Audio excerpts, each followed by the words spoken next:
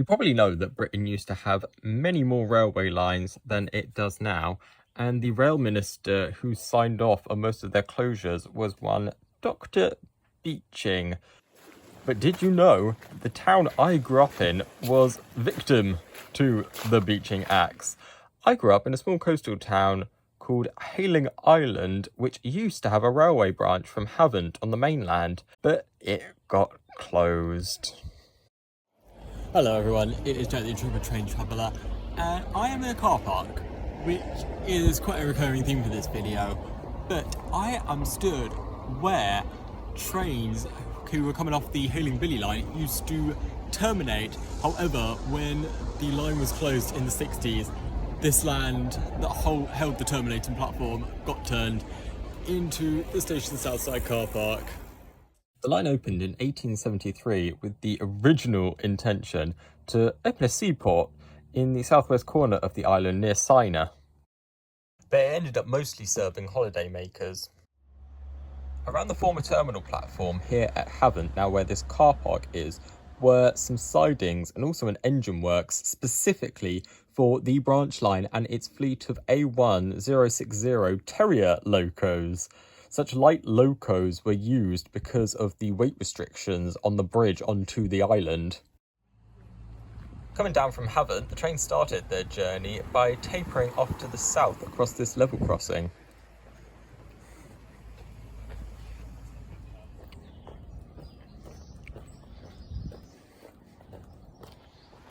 Then across somewhere else that became a car park.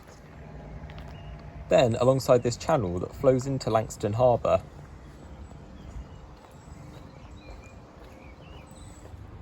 As we enter Langstone village itself, we reach the branch's first station.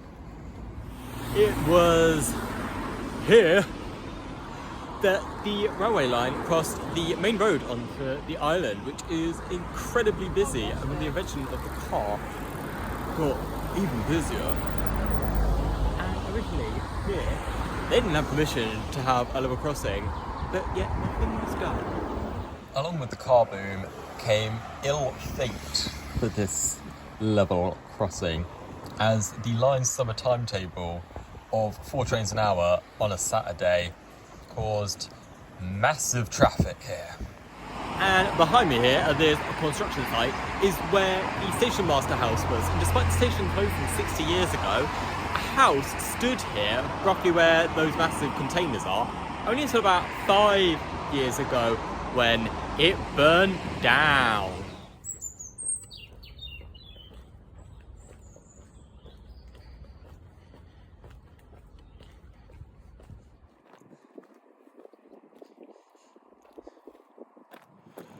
Just south of me here, along those stumps where there was a bridge, is the reason why this line met its end.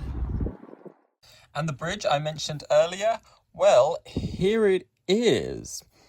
The line crossed the water on this wooden viaduct held up by these supports that you can still see in the sea. The bridge was also a swing bridge, so it could still allow small vessels to pass between Portsmouth Harbour and Langstone Harbour. But alas, come the 60s, British Rail decided the money required to repair this slowly rotting viaduct was too high, and considering the low patronage in winter, it was decided to close the line. Upon the old track bed at the very top of the island, this old signal still remains, and it was one of very few used to control shipping and train traffic at the same time.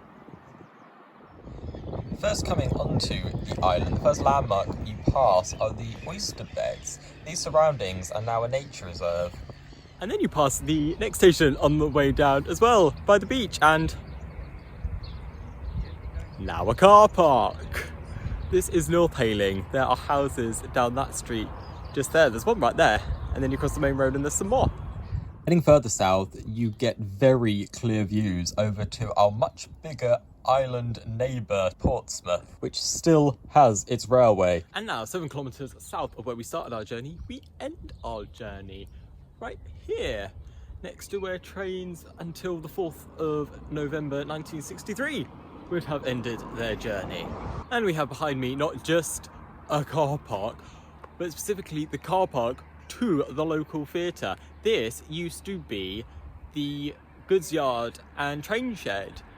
And those goods, they weren't just on freight only trains. They would usually be put on a wagon and then attached to the back of a passenger train.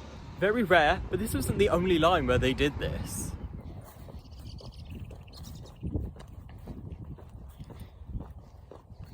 And where I'm standing right now is where they originally planned to have the line go to, especially to come along here, as they were going to build a seaport.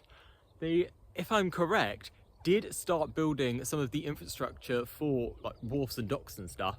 However, they did not finish doing so. You can see some of the remains, I think somewhere near here, possibly past those houses.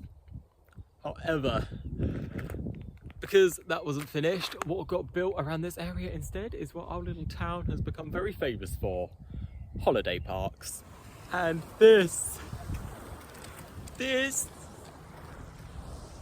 why we had and still have so many holiday makers, and was the main impetus for them to build the line. It is the beach, my favourite thing in the world after trains.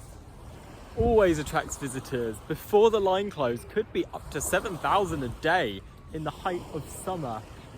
And just look around, well, look through your screen, you can see exactly why, although it is a bit pebbly.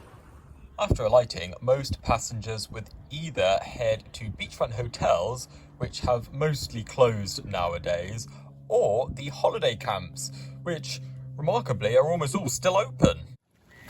Or they would trot down to the shore and spend their day sat in the sun. I have been Jack, the Intrepid Train Traveller, and I'll see you in the next one.